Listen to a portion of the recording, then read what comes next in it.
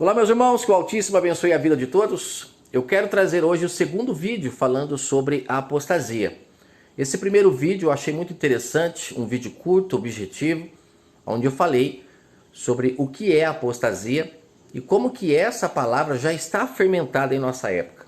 Nós somos movidos pela palavra e quando a gente não entende o real significado dela, quando ela chega de forma fermentada para a gente, se a gente come desse engano, o que acontece? A gente adoece. Não é assim no mundo físico, quando a gente come alguma coisa que está estragado, alguma coisa que não está no seu estado perfeito? O que acontece?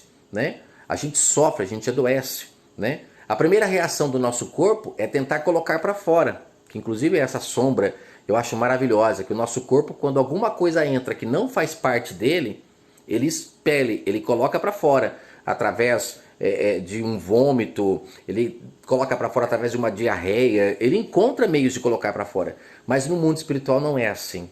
A pessoa só vai colocar para fora se ela conhecer a verdade. Né? Por isso que está escrito que a verdade vos libertará. Te liberta do quê? Te liberta do engano, das palavras fermentadas. E a apostasia é uma dessas palavras que está muito fermentada em nossa época. É como eu falei no vídeo 1, se você não assistiu, uma pessoa que abandona a fé, que é isso que significa apostasia, é uma pessoa que deixa de buscar o Pai em espírito e em verdade. Uma conexão direta com Ele, sem intermediários, sem lugares para buscá-lo. Quanto mais o tempo passa, mais nós estamos entrando em uma apostasia.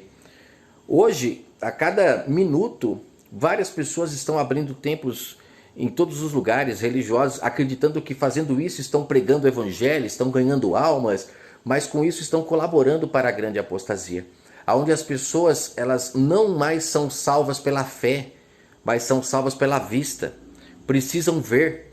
E nesse segundo vídeo eu quero falar sobre a apostasia das pessoas precisarem ir a um local para buscar um Criador do universo, que se busca em espírito. Não tem lógica você sair da sua casa física ali para ir a um local para buscar o Criador, e principalmente ele sendo onipresente, está em todos os lugares. Por que ir a um local marcado para buscá-lo se ele está em todos os lugares? Né? Se ele é onipresente, se ele é onipotente, se ele é onisciente, olha só quantas qualidades. Para que eu preciso diminuir tanto ele ao ponto de ir em um local com uma hora marcada para buscá-lo? Isso é um fermento, é uma blasfêmia aos olhos do Pai. Porque para buscarmos a Ele, é como ele disse para a mulher samaritana, não é mais no monte, não é mais no templo, mas é em espírito e em verdade. E como eu falei na parte 1, buscar o Pai em espírito e em verdade é ser temente a sua voz, que conosco fala o tempo todo. Aonde que ele fala? Na consciência. E nós só o ouvimos se o nosso ouvido espiritual, que não é esse, lembra que o Messias sempre falava, quem tem ouvidos para ouvir, que ouça.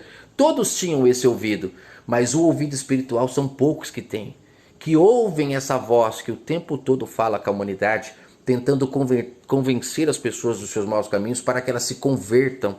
Mas não é se converter a uma religião, para agora praticar rituais, para praticar liturgias, ter um homem que agora vai guiá-la. Não, mas ela se converte dos seus maus caminhos. Está indo num caminho errado, o Criador do universo, através do seu Espírito Santo, alerta uma pessoa que está atenta à sua voz. Quem não está atento não ouve mais a sua voz. É aquela pessoa que mata, que rouba, que mente, que trai, nem sente mais nenhum peso. Essa pessoa, o Espírito Santo já nem tenta mais convencer ela.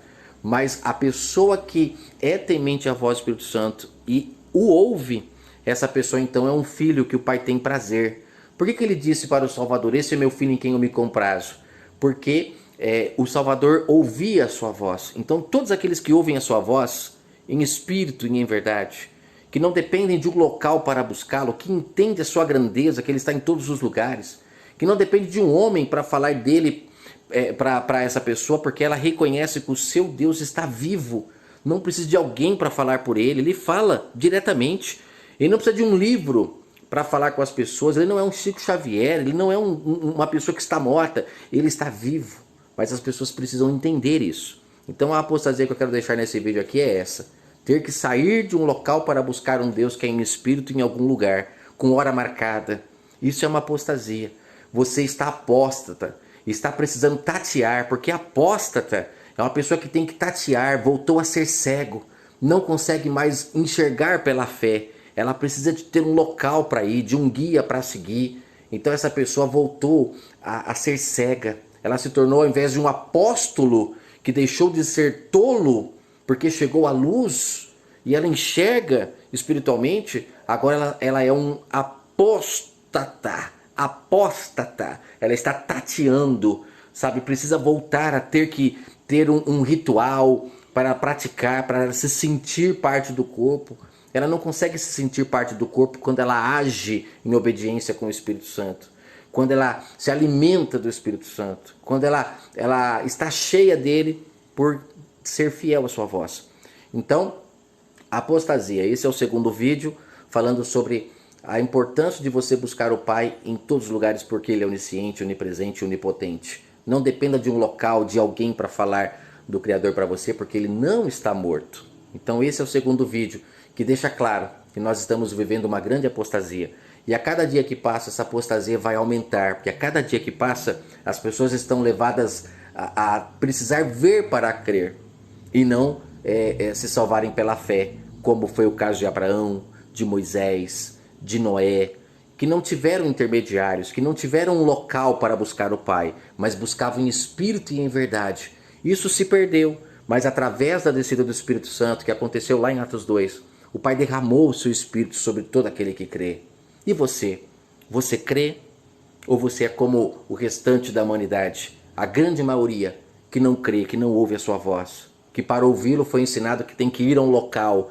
Você se tornou apóstata se você fez isso. Mas se você continua ouvindo o Pai em espírito e em verdade, você então é um filho nascido da promessa, do Espírito Santo do Criador.